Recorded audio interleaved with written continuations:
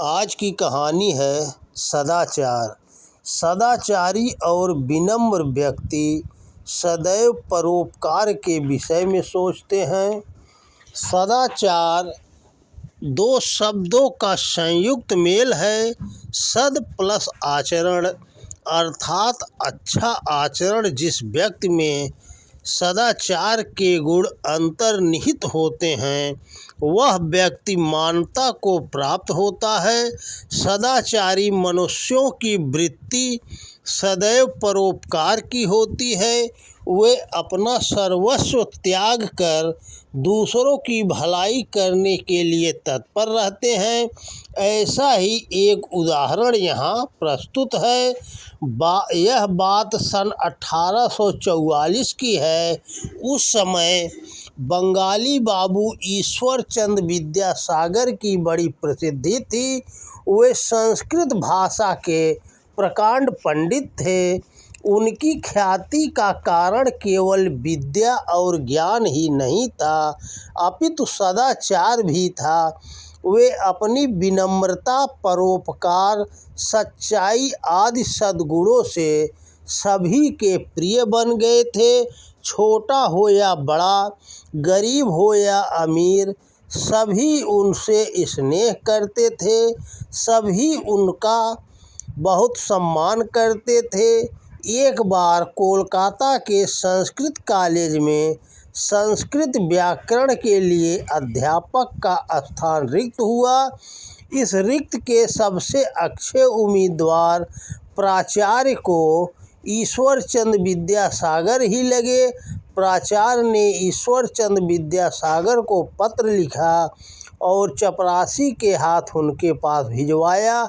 उस पत्र में उन्होंने आग्रह किया था कि वे संस्कृत अध्यापक का पद ग्रहण करें। इससे कॉलेज गौरवान्वित होगा और उनका सदैव आभारी रहेगा। ईश्वरचंद के लिए आय का एक अच्छा स्रोत मिलने वाला था। उनके लिए यह एक उत्तम अवसर था। इस पद को ग्रहण करने पर उन्हें अच्छा वेतन तो मिलता ही साथ सम्मान भी मिलता। सभी सोच रहे थे कि अब वे संस्कृत पढ़ाने लगेंगे, परंतु उन्होंने प्राचार्य द्वारा भेजा गया वह पत्र पढ़ा और एक क्षण विचार किया।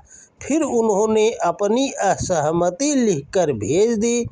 उन्होंने लिखा कि आपको संस्कृत पढ़ाने वाले अध्यापक की आवश्यकता है। मैं सोचता हूँ कि संस्कृत में मैं इस नगर का योग्यतम व्यक्ति नहीं हूँ। इस विषय में मुझसे विद्वान मेरे मित्र श्री तारक वाचस्पति हैं। यदि उनकी नियुक्ति कर सके तो मुझे इस बात की बड़ी खुशी होगी कि आपने योग्यतम व्यक्ति का चुनाव किया है। कॉलेज के प्रबंधक के पास ईश्वरचंद का पत्र पहुंचा। पत्र को खोलकर उन्होंने पढ़ना आरंभ किया तो पत्र समाप्त होते होते उनका सिर श्रद्धा से झुक गया। वे सोचने लगे कि यह व्यक्ति कितना महान है। इसमें अपने ज्ञान का तनिक भी अहम नहीं है और न ही इसे झूठा सम्मान या धन पाने का प्रलोभन है। जो विद्वान किसी दूसरे व्यक्ति को अपने से बड़ा बताए वह वास्तव में विशाल हृदय वाला होता है। ईश्वरचंद के प्रस्ताव को कॉलेज की प्रबंध समिति ने खुशी से स्वीकार कर लिया। इसकी सूचना उन्होंने ईश्वरचंद विद्यासागर को भी दे दी। मित्र की नियुक्ति का समाचार पाकर ईश्वरचंद विद्यासागर को हार्दिक प्रसन्नता हुई। वे मित्र को यह शुभ समाचार सुनाने के लिए तुरंत उनके घर पहुंच गए।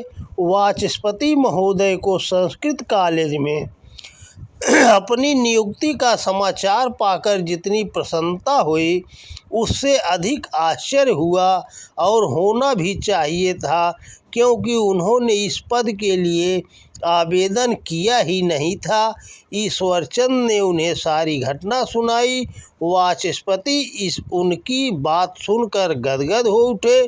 उन्होंने मित्र को हृदय से लगा लिया और बोले, ईश्वर चंद, मुझे तुम पर गर्व है। तुमने प्रमाणित कर दिया कि आज भी संसार में इतने विनम्र विद्वान हैं, इतने परोपकारी व्यक्ति हैं जो केवल परमार्थ के लिए जीते हैं। केवल ज्ञानी बनना ही महत्व नहीं रखता, विद्वान की शोभा तो उसके आचरण से होती है।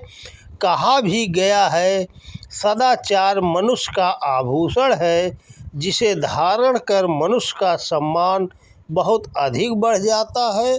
तो दोस्तों नमस्कार, वीडियो पसंद आए तो ज़्यादा से ज़्यादा शेयर करें।